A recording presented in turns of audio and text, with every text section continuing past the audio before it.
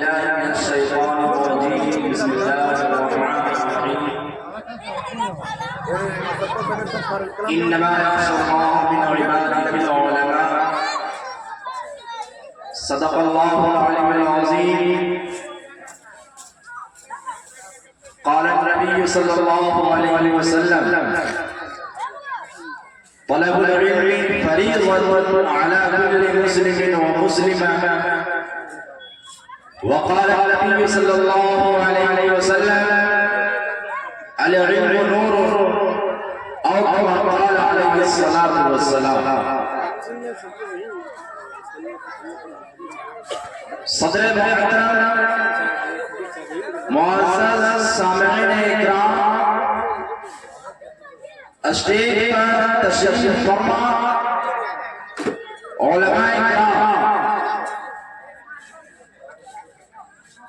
मैं आप तमाम का तहे दिल से आप तमाम को मुबारकबाद देते हैं कि सरजमीन रामपुर के नौजवान जो बहुत ही कम वक्त में एक अच्छे खासे जलसे का प्रोग्राम किया, ये हमारे और आपके लिए खास तौर पर सरजमीन रामपुर के नौजवान हजरात के लिए ये एक बहुत ही बड़ा अमल साबित हुआ है, क्योंकि इतने वक्त में, इतने कम वक्त में यहाँ तक पहुँचना शायद मुश्किल सा मालूम हो रहा था, लेकिन नौजवान हजरात ने उस मुश्किल अमल को एक आसान अमल में तब्दील कर दिया और आज के प्रोग्राम हमारी और आपकी नजरों में दिख रहा है। सामने हजरात, आप तमाम हजरात से दरख्वास्त है कि आप तमाम हजरात शांति के साथ पंडाल में बैठे हैं और जो कुछ बातें कही जा रही है उसको बगौर समाप्त करवाएं। हमारा ये ना देखें कि ये कोई बच्चा है या कोई ऐसा आलिम आपके सामने बयान कर रहा है जो आपके गांव का है, मकामी है, तो क्या हम उनकी बातों को सुने? मोहतरम हज़रात, आलिम मकामी हो या बाहरी हो, वो बच्चे हो या नौजवान हो या बूढ़े हो, हमें वो नहीं देखना है, हमें सिर्फ ये देखना है कि उनकी ज़बान से बातें कौन सी निकल रही है। सामने हज़रात, उनकी ज़बान से निकलने वाली हर एक बात अल्लाह तबारक व तआला और मोहम्मद सल्लल्लाहु अलैहि वसल्लम की तरफ से उनकी बातें निकलती है। समय हज़रात, इसलिए हमारा हर एक खतीब, हर एक नादान, हर एक बाबा को बगौर समाप्त करवाएं। मोहतरम हज़रात, ये जलसे का उन्वान है इस्लाही मुआशरा व तालीमी बेदारी कॉन्फ्रेंस कहते हैं, जहां पे कई सारे खतीब आलिम अपनी अपनी बातों को रखते हैं, उसे कॉन्फ्रेंस कहा जाता है। सामने हज़रात, इससे कम हम और आपने कई सारे खतीब की बातों को सुना और आगे जनाब हजरत मौलाना मुफ्ती मोहम्मद जुनैद साहब आसमी उस्ताद हदीस जामिया रहमानी खानका मुंगेर को सुनेंगे, उनकी बातों से मुस्तफिज होंगे।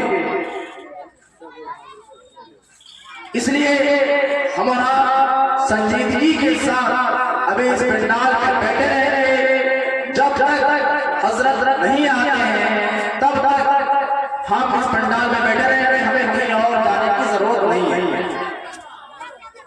हम बिना ताखीर के अपना बात को शुरू करते हैं।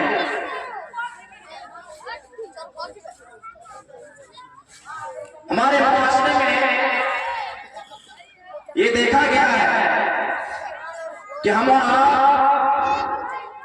फजूल खर्ची में बहुत ही ज्यादा आगे रहता है। वो फजूल खर्ची रोजमर्रा की जिंदगी से जुड़ी हो या वो शादी से जुड़ी हो या किसी और से हमारी फजूल खर्ची जुड़ी हो, हम फजूल खर्ची में अपने पैसों को एकदम बहुत ही ज्यादा एकदम उसको खर्च करते जाते हैं। लेकिन जहां हमारा पैसा खर्च होना चाहिए वहां हमारा कंजूसी करते। मोहतरम हज़रात, पहले के जमाने में इल्म को तक़सीम नहीं किया गया। हम और आप भी बोलते हैं दीनी तालीम, दुनियावी तालीम, लेकिन जब रसूलुल्लाह सल्लल्लाहु अलैहि वसल्लम का जमाना था, सहाबाए किराम का जमाना था, खलीफा का जमाना था, उस वक्त की बात है कि उस वक्त इल्म को तक़सीम नहीं किया गया। उस वक्त इल्म सिर्फ इल्म था, दुनियावी कोई नहीं, दीनी कुछ नहीं, इल्म है, जानकारी है। उस वक्त भी आलिम होते थे, उस वक्त भी डॉक्टर होते थे, उस वक्त भी इंजीनियर होते थे, उस वक्त भी ग्रेजुएट, सारे जो अभी हो रहे हैं वो सारे उस वक्त भी होते थे। लेकिन कुछ अर्सा बाद इल्म को तक़सीम कर दिया गया। इल्म को दो हिस्सों में तक़सीम कर दिया गया, दीनी तालीम, दुनियावी तालीम। एक जमात दीनी तालीम की तरफ गई, एक जमात दुनियावी तालीम के पीछे दौड़ती रह गई। खासकर यूरोपियन कंट्री वो दुनियावी तालीम के पीछे इतने पड़े वो ईमान को भूल बैठे, अपने शनाख्त को भूल बैठे। मोहतरम हज़रात, हमें इल्म समझना है और हर वो जो हमारे फायदे के लिए, इंसानियत के नफा के लिए हो, हमें उसको शौक के साथ, लगन के साथ हासिल करना है। और इल्म हासिल करने में कोई हद नहीं है, कोई हद, कोई सीमा मुतय्यन नहीं है कि हमें वहां तक पढ़ना है या हमें अपने बच्चों को वहां तक पढ़ाना है और उसके बाद हमें उसकी तालीम को खत्म कर देना है। मोहतरम हज़रात, अगर हम अपने बच्चों को दीनी तालीम से नवाज रहे हैं तो हमारी जिम्मेदारी है कि दीनी तालीम के साथ साथ हम अपने बच्चों को दुनियावी तालीम से हमारा बच्चा कुरान पढ़ने वाला हो जाएगा, हमारा बच्चा हदीस पढ़ने वाला हो जाएगा। अगर वही हमारा बच्चा कुरान और हदीस अच्छे तरीके से पढ़ लेता है लेकिन संविधान की किताब को नहीं पढ़ पाता है तो वो आगे चल के उसके लिए हिंदुस्तान में रहना खतरनाक साबित हो सकता है। हज़रात गिरामी, इसीलिए हमारी जिम्मेदारी है कि हम और आप अपने बच्चों को दीनी तालीम के साथ जो बुनियादी दुनियावी तालीमें हैं संविधान की तालीम है, मैथमेटिक्स है, हिंदी है, अंग्रेजी है, साइंस है, सोशल साइंस है, जो हमारे खास दीनी तालीम हासिल कर रहे हैं। जरूरी नहीं है कि हम उसको साइंसदान बनाएं, जरूरी नहीं है कि हम उसको इसरो या नासा भेजें, हम उसे कम से कम 12 तक ग्रेजुएशन तक उसकी दुनियावी तालीम का इंतजाम कर सकते हैं। हमारा आपको ये चाहिए कि 3 टाइम में 1 टाइम खाना छोड़कर 2 टाइम खाना खाएं, शादी में फजूल खर्ची को छोड़ दें, रोजमर्रा की जिंदगी में फजूल खर्ची को छोड़ दें। हमारा जो कर्ज में, लोन में, किस्त में डूबे हुए हैं, उसको कम करके उसी पैसों को बचा कर अपने बच्चों को दुनियावी तालीम, दीनी तालीम के साथ साथ दुनियावी तालीम से नवाजे, तो आने वाला जमाना हमारे और आपके बच्चों के लिए, इस हिंदुस्तान में रहने के लिए एक जरिया बनेगा। वरना अगर हमारा आप इस बात को सीरियस नहीं लिए, हमारा अपने बच्चों को संविधान की तालीम नहीं दिए, तो वो दिन दूर नहीं जिस दिन हिंदुस्तान में मुसलमानों का रहना मुश्किल सा हो जाएगा। हमारा सुन रहे थे 2-3 साल पहले डिटेंशन सेंटर, एनआरसी, सीएए, अगर हमारा आप यही हाल रहा तो एनआरसी, सीएए ये एक दिन लागू हो गए, जो कि हमारे जितने भी बच्चे हैं उनसे हमारा आप पूछते हैं कि एनआरसी का फॉर्म क्या होता है, सीएए का फॉर्म क्या होता है।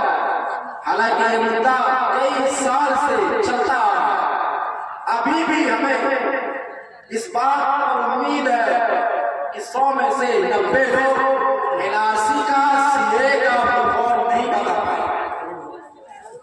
100 में से 90 लोग। हम अपने दिल में मुहासबा करें, क्या हम भी एनआरसी का फॉर्म जानते हैं, सीएए का फॉर्म जानते हैं? क्या हम ये जानते हैं कि संविधान में कितने भाग हैं? क्या हम ये जानते हैं कि संविधान में कितने अनुच्छेद हैं? क्या हम ये जानते हैं कि संविधान में कितने धाराएं हैं? क्या हम ये जानते हैं कि आरबीसी क्या होता है? नहीं जानते। मेरे मोहतरम बुजुर्गों, दोस्तों, इसीलिए हमें और आपको हर इजलास में, हर दिनी प्रोग्राम में ये कहा जाता है कि हम अपने बच्चों को दीनी तालीम के साथ दुनियावी तालीम से जरूर दें। दीनी तालीम को एक तरफ अगर उसमें कुछ हद तक हमारी हिस्सेदारी ठीक ठाक है, अगर दुनियावी तालीम बोले, हम अपने गांव में, अपने मोहल्ला में, अपने कस्बा में गौर करें कि कितने ग्रेजुएट हैं, कितने इंजीनियर हैं, कितने वकील हैं, कितने तबीब हैं, डॉक्टर हैं। 0 0 0। ये सारे मतलब 0 रहे। मुश्किल से 1 या 2 आ जाए तो ठीक है, नहीं तो 0। हमारा आप ये बताएं कि अगर हम इन तमाम में 0 रहेंगे तो हिंदुस्तान में हमारा आपका विकास कैसे होगा? हिंदुस्तान में हमारे और आपकी नस्ल आगे कैसे निवास करेगी? ये गौर करने का विषय है। इन्हीं चंद बातों पर मैं अपनी तकरीर को खत्म करता हूँ। वाखिर दावाना अल्हम्दुलिल्लाह।